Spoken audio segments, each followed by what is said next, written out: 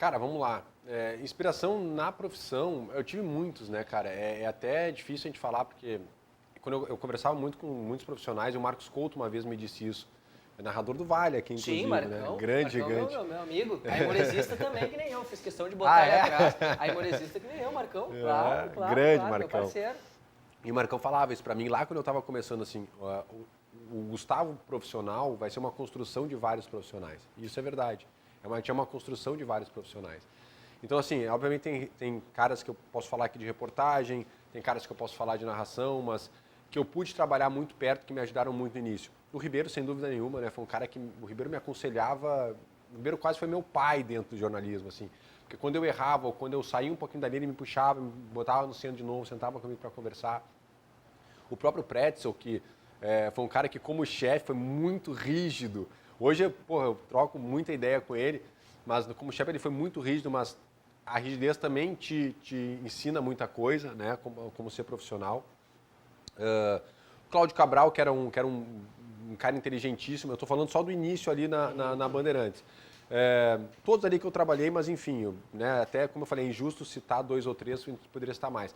Mas, cara, sem dúvida nenhuma, assim, ó, Luciano do Vale, Tino Marcos, era um cara que me inspirava muito na reportagem, Galvão Bueno, falando assim, também de narração esportiva, eu sempre ouvi muito o Pedro Ernesto, acho um narrador acima de qualquer julgamento, assim, porque é um cara espetacular, que falava aquilo que... Ele fala aquilo que vem à cabeça, ele traduz a emoção através da palavra. Então, assim, esses caras, velho, foram moldando a minha construção, assim.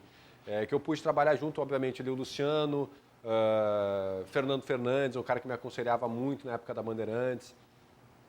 Então, assim, acho que isso claro que eu até vou esquecer um ou outro, eu poderia falar de todos que me ajudaram muito, mas assim, que foram me construindo, me moldando, são esses caras e muitos eu tive a oportunidade de trabalhar. Não tive a oportunidade de trabalhar com o Galvão Bueno e com o Pedro. Talvez, o Pedro ainda, né, quem sabe, né, o Galvão agora também, mas também quem sabe numa outra mídia. Em off a gente falava aqui sobre o fato que ele vai transmitir um amistoso da Exato. seleção, o Duda vai trabalhar junto com ele. Exato. Então ele já fez uma equipe voltando com o Tino, voltando com o Arnaldo, voltando com o Casagrande. Então essas oportunidades, essa possibilidade, né, que o jornalismo traz. Hoje tá super ela aberta, é gigante, pode cara. acontecer. Ela diversificou horrores, muito, né? E o Fernando Fernandes, que tu falou, pra mim ele já era um podcaster na época, né? Porque o conteúdo que ele fazia já era uma impressionante, né? O papo de boleiro, naturalidade para entrevistar, um dos melhores entrevistadores que eu já vi, assim, porque é um cara informal, mas que ele conseguia, na maneira dele, sutil, tocar nos pontos muito relevantes. Na elegância ele tirava, né?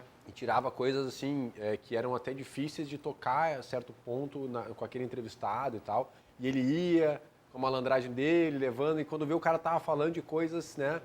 Tem uma entrevista dele, um papo de boleiro com o Luan, cara, na época do Grêmio ainda. E o Luan fala coisas da infância dele, assim, delicadíssimas, com uma naturalidade. E o Fernando ali do lado tirando dele.